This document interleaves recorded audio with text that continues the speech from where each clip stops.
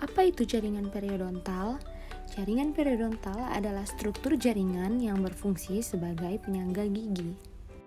Jaringan periodontal ini terdiri dari 4 jaringan, yaitu yang pertama ada gingiva, atau merupakan bagian dari jaringan periodontal yang paling luar. Yang kedua ada cementum, yang merupakan jaringan yang tidak mengandung pembuluh darah maupun syaraf dan mengalami klasifikasi serta menutupi permukaan gigi anatomis. Yang ketiga ada ligamen periodontal, yang merupakan struktur jaringan penyangga gigi yang mengelilingi akar gigi dan melekatnya ke alveolar. Dan terakhir ada tulang alveolar, merupakan bagian dari maksila dan mandibula yang membentuk dan mendukung dari soket gigi. Apa sih penyakit periodontal itu? Penyakit periodontal adalah peradangan dan infeksi pada gusi dan tulang yang menopang pada gigi. Dua faktor utama penyebab penyakit periodontal yaitu faktor lokal dan sistemik. Faktor lokal yang pertama adalah plak gigi dan bakteri. Plak gigi adalah lapisan lengket dan tipis berwarna putih kekuningan yang ada di sela-sela gigi dan gusi. Dan lapisan ini akan bereaksi dengan bakteri. Yang kedua, karang gigi. Plak gigi yang menebal dan mengeras akan menjadi karang gigi. Dan karang gigi ini tidak bisa dibersihkan sendiri, melainkan melalui perawatan oleh dokter gigi. Yang ketiga, faktor iatrogenik. Faktor ini meliputi sisa-sisa makanan yang terselip pada tepi tambalan atau pada spasi antara gigi dan gigi tiruan. Selanjutnya, faktor sistemik yang mempengaruhi seperti genetik, usia, dan faktor sosial. Ada 2 jenis penyakit gusi dan mulut yang cukup umum terjadi, yaitu gingivitis dan periodontitis. Gingivitis atau radang gusi adalah kondisi yang terjadi karena ada peradangan pada gusi yang ditandai dengan bengkak serta kemerahan pada gusi di sekitar pangkal gigi. Kondisi ini bisa muncul karena menumpuknya sisa makanan di gigi dan di gusi. Sisa makanan yang menumpuk kemudian mengeras dan berubah menjadi plak. Gingivitis yang tidak ditangani dengan tepat bisa meningkatkan resiko kerusakan gigi dan gusi lebih lanjut. Kondisi ini bisa berkembang menjadi periodontitis atau infeksi yang serius yang bisa berdampak fatal. Periodontitis bisa merusak gigi dan tulang di sekitar gusi yang meradang, serta dapat menyebabkan gigi mudah terlepas. Pada kasus yang lebih parah, periodontitis dapat menyebabkan kemunculan abses atau kumpulan nanah di gigi. Perlu kita ketahui bahwa penyakit periodontal dapat berakibat luas apabila dibiarkan. Penyakit periodontal sendiri dapat mengakibatkan peningkatan resiko penyakit lain, memperburuk atau bahkan sebagai pemicu hadirnya penyakit lain dalam tubuh kita. Salah satu di antaranya adalah penyakit kardiovaskular. Adapun berbagai penelitian yang sudah mengungkapkan bahwa adanya hubungan antara penyakit periodontal dan penyakit kardiovaskular. Penyakit periodontal merupakan salah satu faktor resiko hadirnya penyakit kardiovaskular.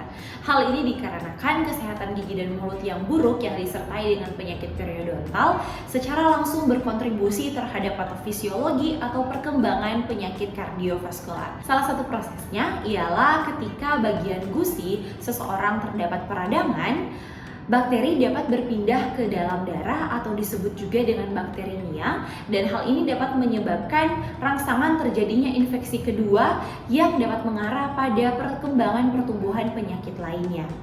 Dan adapun salah satu penelitian mengungkapkan bahwa orang dengan penyakit periodontal beresiko lebih tinggi untuk kena penyakit kardiovaskular seperti jantung koroner dibandingkan orang tanpa penyakit periodontal.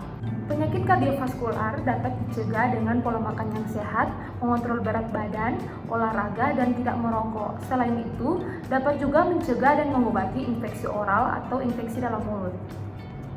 Infeksi oral atau infeksi dalam mulut sangat umum terjadi pada masyarakat, namun sering tidak terdeteksi karena terkadang tidak menimbulkan gejala. Sudah banyak penelitian yang melaporkan bahwa infeksi oral berkaitan dengan peningkatan resiko terjadinya penyakit kardiovaskular. Oleh karena itu, meningkatkan kebersihan mulut pribadi tidak boleh diabaikan. Terapkan kebiasaan menyikat gigi minimal 2 kali sehari, pagi setelah sarapan dan malam sebelum tidur. Pilihlah bulu sikat yang lembut untuk mencegah gusi berdarah dan terluka. Jangan lupa untuk menyikat gigi menggunakan teknik yang baik dan benar. Berikut saya akan memperagakan bagaimana cara menyikat gigi yang baik dan benar. Yang pertama, tentunya kita akan memilih sikat dengan bulu sikat yang halus agar dapat menjangkau setiap sela-sela gigi. Kemudian kita dapat menggunakan pasta gigi yang mengandung fluoride agar tentunya gigi kita dapat terhindar dari lubang. Untuk cara menyikat gigi, yang pertama untuk gigi bagian depan kita akan menyikat dengan gerakan atas ke bawah.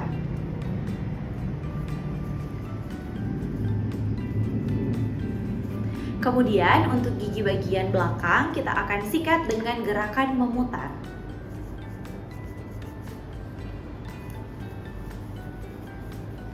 Untuk bagian gigi yang saling berhadapan permukaan gigi rahang atas rahang bawahnya, kita akan sikat dengan gerakan tarik keluar, maju mundur.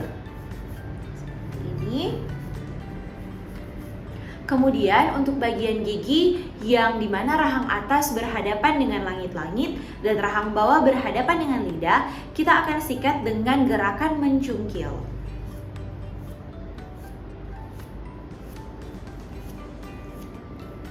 Sikatlah gigi dari rahang atas terlebih dahulu, kemudian rahang bawah, dan yang terakhir kita dapat menyikat lidah menggunakan punggung sikat gigi yang kita gunakan. Dan sikat gigi dilakukan pagi setelah sarapan dan malam sebelum tidur. Jangan lupa juga periksakan ke dokter gigi setiap 6 bulan sekali. Terima kasih.